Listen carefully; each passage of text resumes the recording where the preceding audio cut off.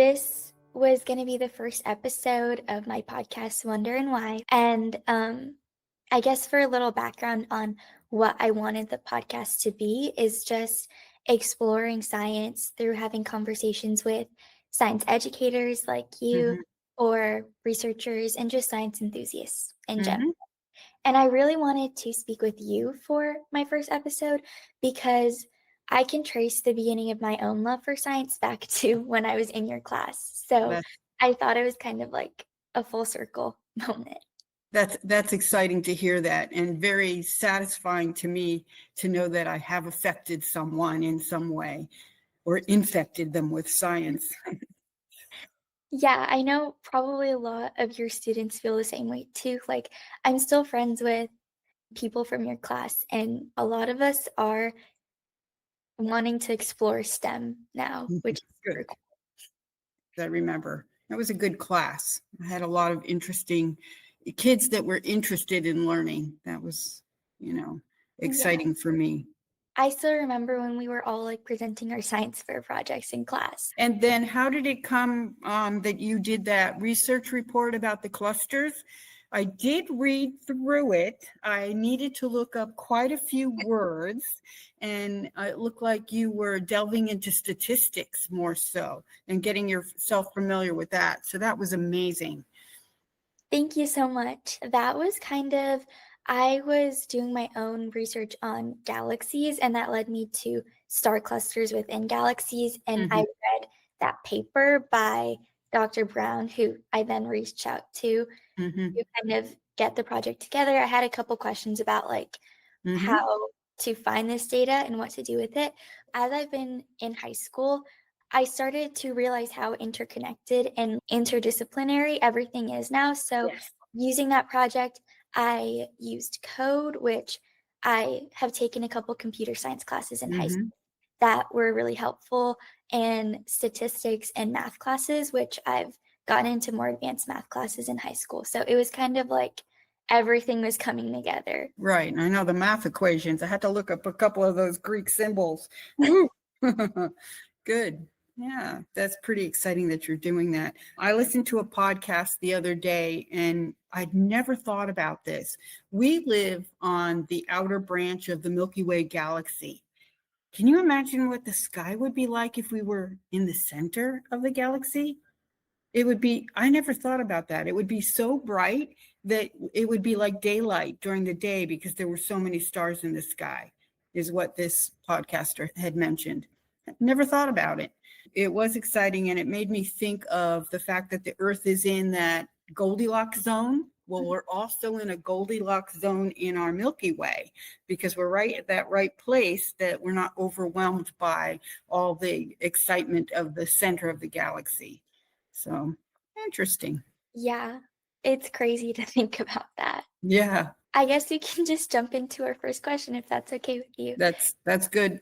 As I mentioned, you have really been a driving force that sparked my love for astronomy. So I was wondering, how did you first become interested in space and the Well, stars? of course, it would be my family. My father was interested in astronomy, had his own telescope, built his own sidereal drive. We had moved from New Jersey to Connecticut looking for better weather for my brother who had asthma, but also darker skies. And so I remember many a cold night out in that driveway and front yard with his telescope. It was just perfect. And I learned the constellations. We went to the planetarium, the Hayden Planetarium in New York for one of my birthdays because you get old enough, you don't have birthday parties anymore. So they said, we can go on a birthday trip. So I picked the Hayden Planetarium in New York, which is great. And then there's a planetarium in Mystic Seaport, which is in Connecticut. And we went there many, many times. And I thought maybe I'd be a docent at one of the planetariums because it's just the whole idea about navigation using the stars just had me thrilled. Plus, just learning the constellations. But I think one of the more important things that had me going was back in 62, John F. Kennedy said, and I have to read the quote, he said, "We choose to go to the moon in this decade and do the other things, not because they are easy, but because they are hard."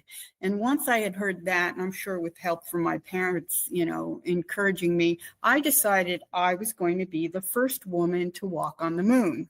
Now, that's not going to happen for me, but I'm hoping that maybe one of my students will become an astronaut and walk on the moon or Mars or be involved with that. So I used to call you all the Mars kids, remember?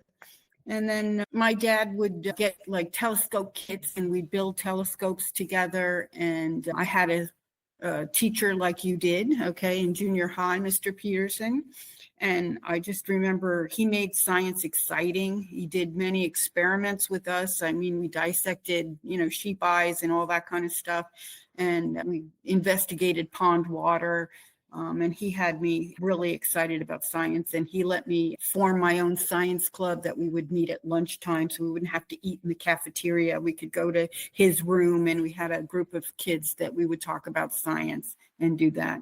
And then when I was in college, I got into environmental sciences and agronomy, and I got away from astronomy. And I'm wondering why that happened. I don't know. I was interested in geology and soil science at the time and agriculture. So that's what got me excited about science. Wow. I know you mentioned that you wanted to be a docent at one of the planetariums.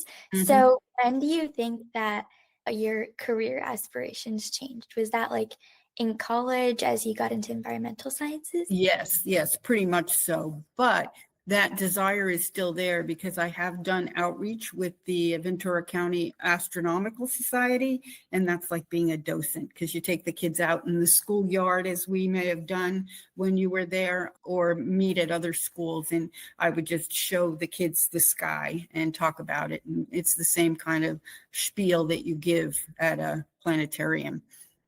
Yeah, and like you said, having teachers like that who Mm-hmm. also do hands-on activities is really important. And that kind of brings me to my next question, which is about, I was thinking about all of the fond memories I have with the Vista Science fairs Mm-hmm. and how sad I was kind of when I got to middle school and high school when we really didn't have stuff like that anymore. I was just wondering, how did you come up with those activities for us? Do you have any Right. memorable stories to share? Oh, yeah. So one of the things is that teaching science and astronomy concepts to kids is just like a passion. A lot of the things that I did was out of the curriculum of that was given to me, but it was also because of the astronomy class, the club that I was in. I was introduced to the Astronomical Society of the Pacific. And if you go on their website, and I'll share some of those links with you if you'd like, for your future reference and your involvement in astronomy. And they had wonderful things to do. They also had a kit where they would explain different concepts about the atmosphere, and we had bubble wrap. And what is it like to look through the bubble wrap?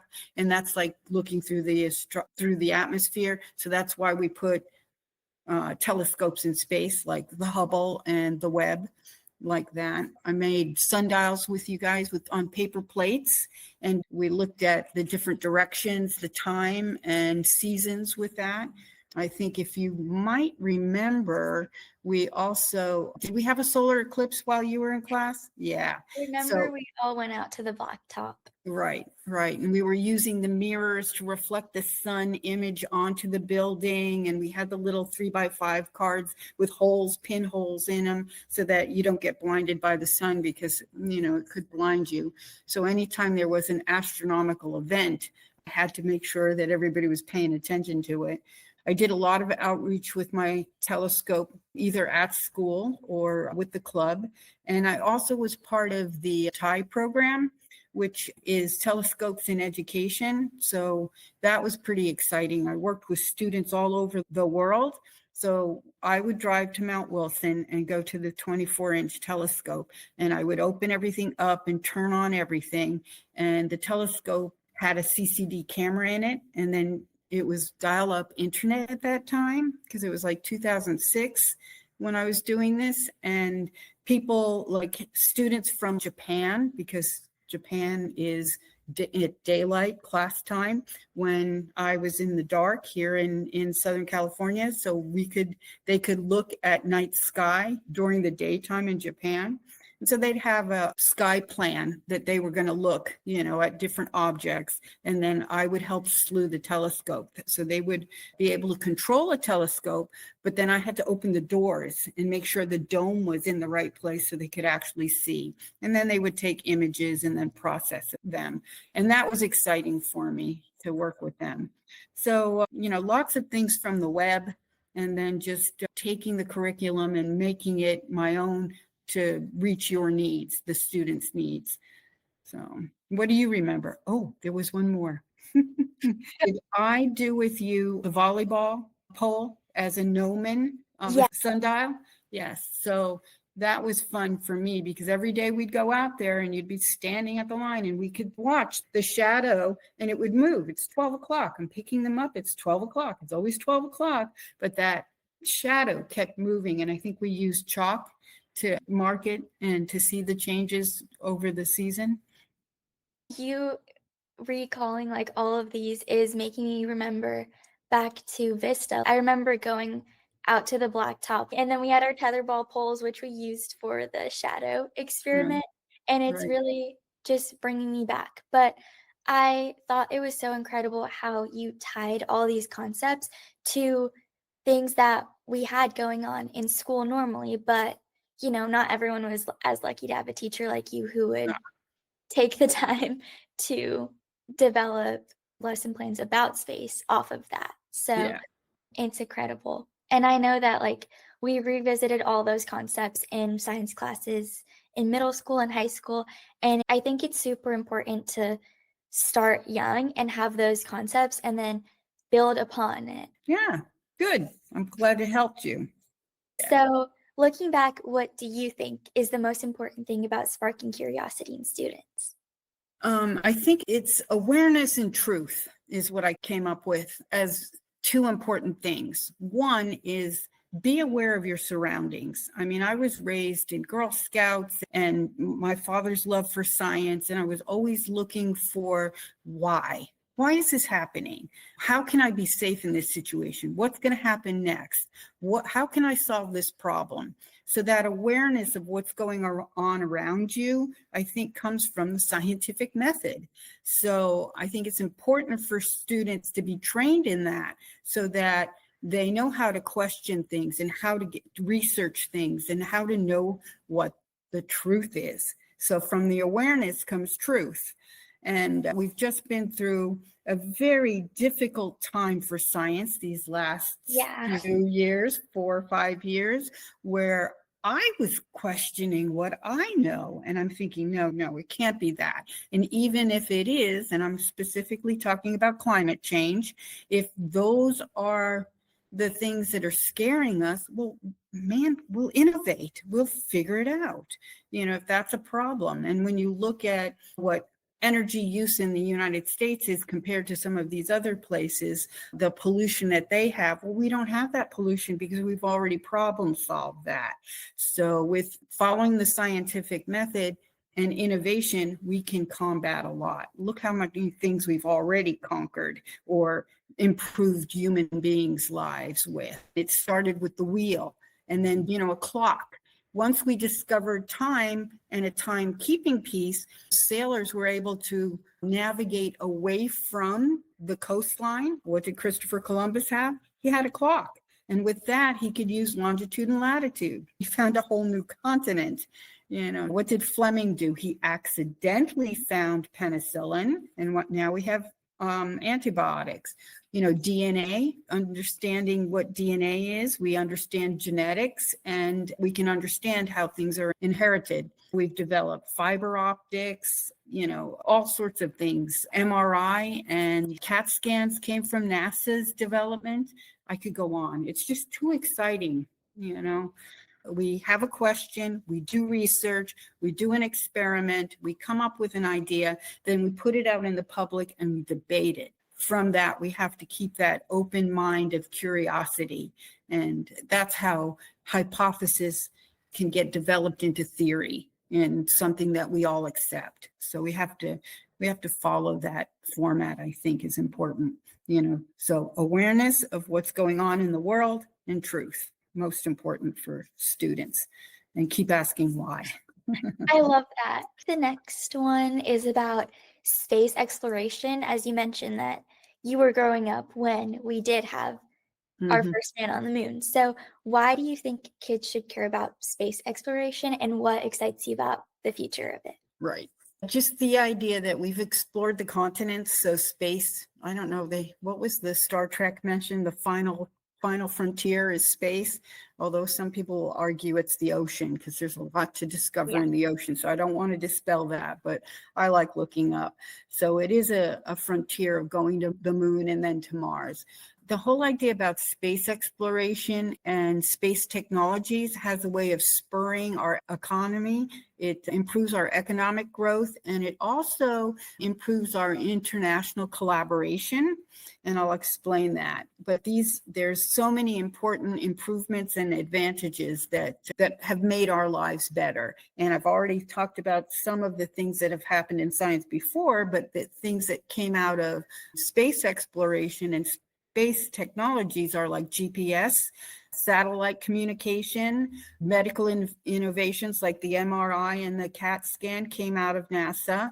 The whole idea about water purification, NASA has developed an amazing filtration system, because when you're on the ISS, you only have so much water. So they've got this amazing filtration system that they've outsourced to other countries now, countries that the water is either contaminated or there isn't enough of it.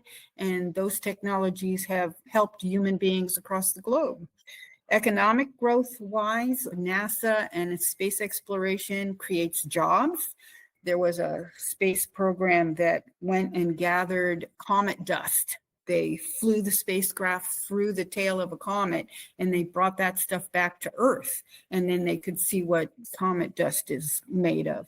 What else did they do? We've got the prospect, there's an asteroid coming really close to the Earth. Do we have technology to move an asteroid?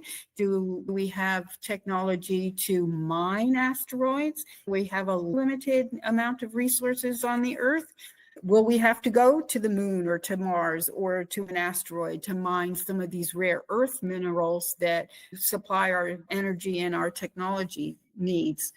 And then the whole idea about that international collaboration, on the ISS, you've got Chinese, Japanese, you've got Russians, you've got Indians, you've got Americans, you've got the Brits, you've got ESA, which is the European Space Organization.